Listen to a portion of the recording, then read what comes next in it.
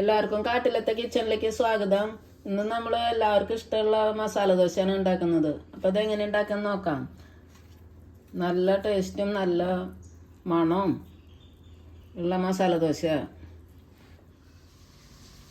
ആദ്യം തന്നെ നമുക്ക് മാവ് ഉണ്ടാക്കാൻ 1 ഗ്ലാസ് ഉഴുന്ന്,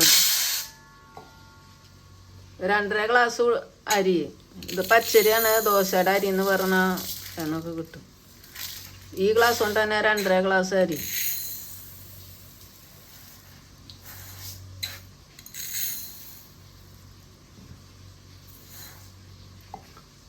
ഒരു സ്പൂൺ ഉലുവ. ഇത് നമുക്ക് 6 മണിക്കൂർ കഴുകിയിട്ട് വെള്ളത്തിലിട്ട് വെക്കാം. അരി ഉഴുന്നും വെള്ളത്തിലിട്ടിട്ട് 6 മണിക്കൂറായിട്ട് ഇനി നമുക്കിത് അരച്ച് കൊണ്ടുവരാം. ഈ വെള്ളത്തിൽ തന്നെ അരയ്ക്കുന്നത് നന്നായി കഴുകി ഇട്ടതാണ്. ദോശയുടെ മാവ് അരിഞ്ഞുണ്ട്. ഇതുപോലെ നന്നായിട്ട് അരയണം. തീരെ തരിയില്ലാണ്ട് നന്നായിട്ട് അരയ്ക്കുക. അപ്പം നല്ല ദോശയാവും. ഇഡ്ഡലിക്ക് ഇത്തിരി കനത്തിൽ അരച്ചാലും കുഴപ്പമില്ല. അരി ഉഴുന്ന മുഴുവൻ അരച്ചു കഴിഞ്ഞു. ഇനി നമുക്കിതിൽ ആവശ്യത്തിനുള്ള ഉപ്പിട്ടിട്ട് ഇളക്കി വയ്ക്കാം. 1 സ്പൂൺ ഉപ്പിടാം. ഇത് കൈ കൊണ്ട് തന്നെ നന്നായിട്ട് ഇളക്കി വയ്ക്കാം. ഇഡ്ഡലിയേക്കാൾ ഇത്തിരി ലൂസാക്കി വയ്ക്കണം മാവ്. ഇതേപോലെ ദോശയ്ക്ക് നന്നായിട്ട് ഇളക്കുക.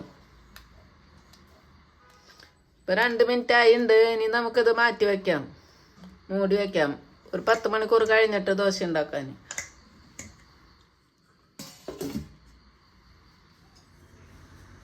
ദോശമാവ് അരച്ച് വെച്ചിട്ട് 10 മണിക്കൂറായിട്ട് നമുക്ക് തുറന്ന് നോക്കാം. മാവൊക്കെ നന്നായി പൊന്തി വന്നിട്ടുണ്ട്. ഇതൊന്നും കൂടി നന്നായിട്ട് ഇളക്കുക. ഇത് മാറ്റി വെച്ചിട്ട് നമുക്ക് ഇനി മസാല ഉണ്ടാക്കാം. മസാല ഉണ്ടാക്കാൻ ആവശ്യമായ സാധനങ്ങൾ: 5 ഉരുളക്കിഴങ്ങ്. ഇത് വലിയ ഉരുളക്കിഴങ്ങ് കാരണം ഞാൻ കട്ട് ചെയ്തിട്ട് വേവിച്ച് വെച്ചതാണ്. 4 സവോള കട്ട് ചെയ്തത്, 4 പച്ചമുളക് നടുവേ കീറിയത്, പകുതി ചെറുനാരങ്ങ, 1 കഷ്ണം ഇഞ്ചി ചെറുതായി കട്ട് ചെയ്തത്, 1 ക്യാരറ്റ് കട്ട് ചെയ്തത്, കുറച്ച് കറിവേപ്പില, 1 സ്പൂണ് കടുക്, 1/2 സ്പൂണ് കായംപൊടി, 3 വറ്റൽമുളക്, 3 സ്പൂണ് കടലപ്പരിപ്പ്, 4 സ്പൂണ് വെളിച്ചെണ്ണ, 1/2 സ്പൂണ് മുളക് പൊടി, 1/2 സ്പൂണ് മഞ്ഞൾപ്പൊടി, ആവശ്യത്തിന് ഉപ്പ്, കുറച്ച് മല്ലിയില കട്ട് ചെയ്തത്. പാൻ ചൂടായിട്ട് നമുക്ക് വെളിച്ചെണ്ണ ഒഴിക്കാം. വെളിച്ചെണ്ണ ചൂടായിട്ട് കടുക് ഇടാം.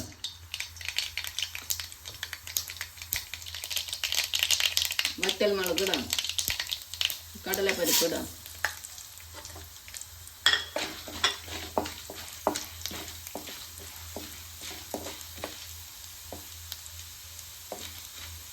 കായംപൊടി ഇടാം. സവോള ഇടാം. പച്ചമുളക്, ഇഞ്ചി, ക്യാരറ്റ് ഇടാം. കറിവേപ്പില ഇടാം.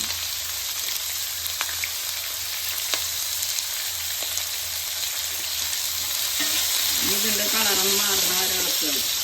നന്നായിട്ട് വഴറ്റി ബ്രൗൺ ഒന്നും ആവണ്ട, കുറച്ച് കളർ മാറിയാൽ മതി.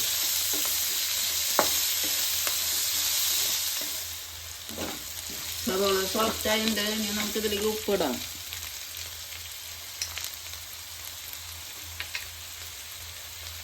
മഞ്ഞൾപ്പൊടി ഇടാം. മുളക് പൊടി ഇടാം.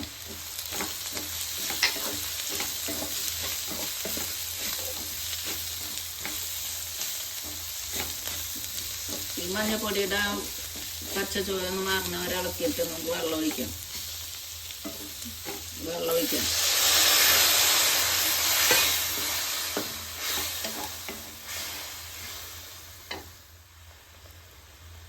പകുതി ചെറുനാരങ്ങ ഒഴിക്കാം.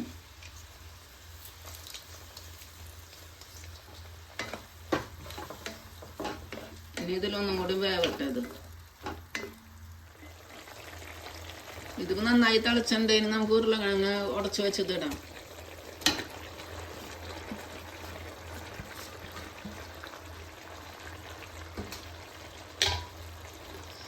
ഇതുകൊണ്ട് ഒന്നും കൂടി നന്നായിട്ട് ഉടക്കി അതിലേക്ക് മിക്സ് ആക്കണം.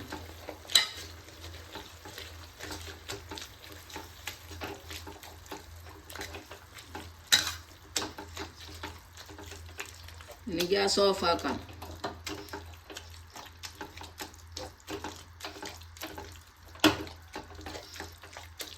നന്നായി ഉടച്ചിട്ട് ഈ പച്ചമുളകൊക്കെ എടുത്ത് മാറ്റാം. അല്ലെങ്കിൽ മസാല ദോശ കഴിക്കുമ്പോൾ അതിൽ പച്ചമുളക് ഇങ്ങനെ കിട്ടും. ഇതിലിപ്പോൾ ഉപ്പ് നോക്കിയിട്ട് കുറവാണെങ്കിൽ ഇടുക. ഇതിലിപ്പോൾ കുറവാണ്.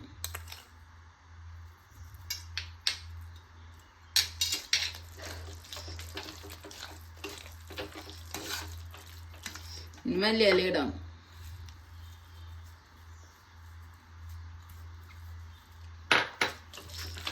ഇനി നന്നായിട്ട് മിക്സ് ആക്കാം.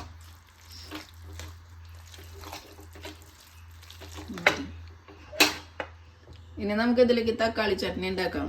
പാൻ ചൂടായിട്ട് വെളിച്ചെണ്ണ ഒഴിക്കാം. വെളിച്ചെണ്ണ 2 സ്പൂൺ ഒഴിക്കാം. വെളുത്തുള്ളി ഇടാം.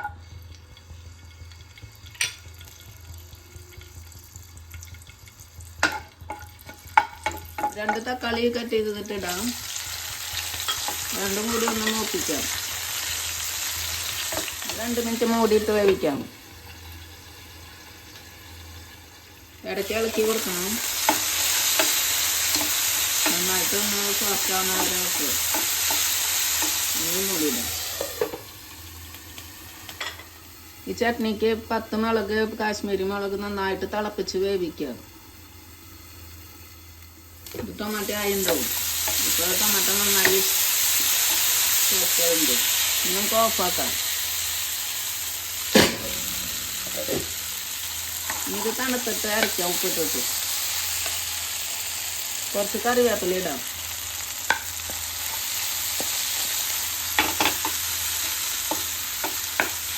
മസാല തണുത്തുണ്ട്. ഇനി നമുക്ക് മിക്സിയുടെ ജാറിലിട്ടിട്ട് ഇത് അരയ്ക്കാം. ഈ മുളക് വേവിച്ചത് ഇടും അതിൽ.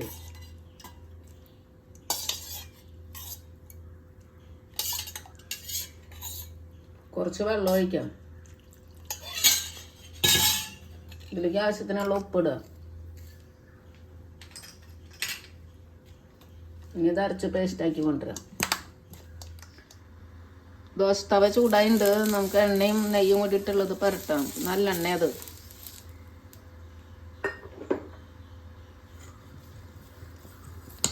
നന്നായിട്ട് ഇളക്കിയിട്ട് ദോശമാവ് എടുത്തിട്ടിടും. ഇത് നന്നായിട്ട് കനം കുറച്ച് പുരട്ടാം.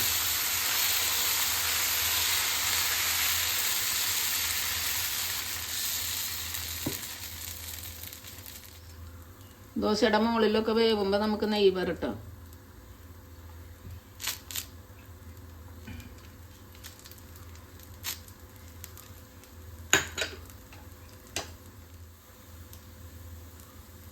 ഇനി ഇത് മറിച്ചിടാം.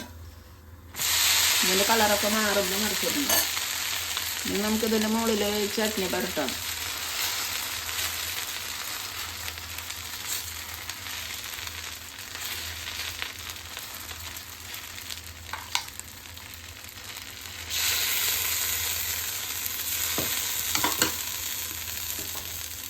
ഇനി മസാല ഇടാം നടുവിലും.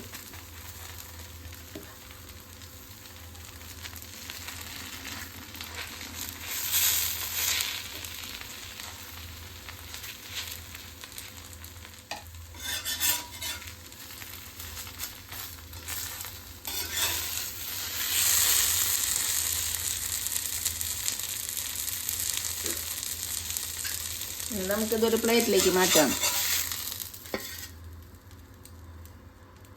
ഇത് ക്ലീൻ ആക്കിയിട്ട് വേറെ ദോശ ഉണ്ടാക്കാം. ഇനി വീണ്ടും ഇതുപോലെ എണ്ണ പരത്താം.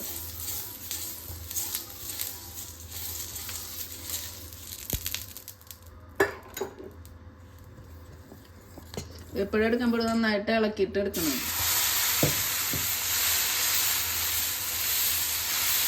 ഇതുപോലെ തന്നെ കനം കുറച്ച് പരത്താം.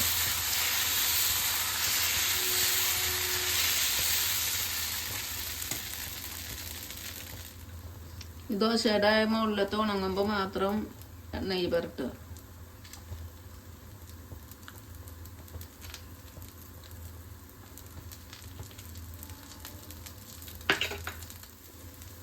ചട്നി ഇല്ലാണ്ട് നമുക്ക് മസാല മാത്രം വെച്ചിട്ട് മസാല ദോശ ഉണ്ടാക്കാം. അതും നല്ല ടേസ്റ്റ് തന്നെയാണ്.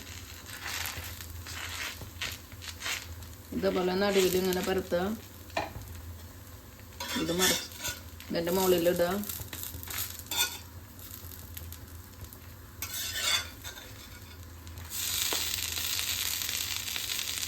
ഇനി നമുക്ക് പ്ലേറ്റിലേക്ക് മാറ്റാം.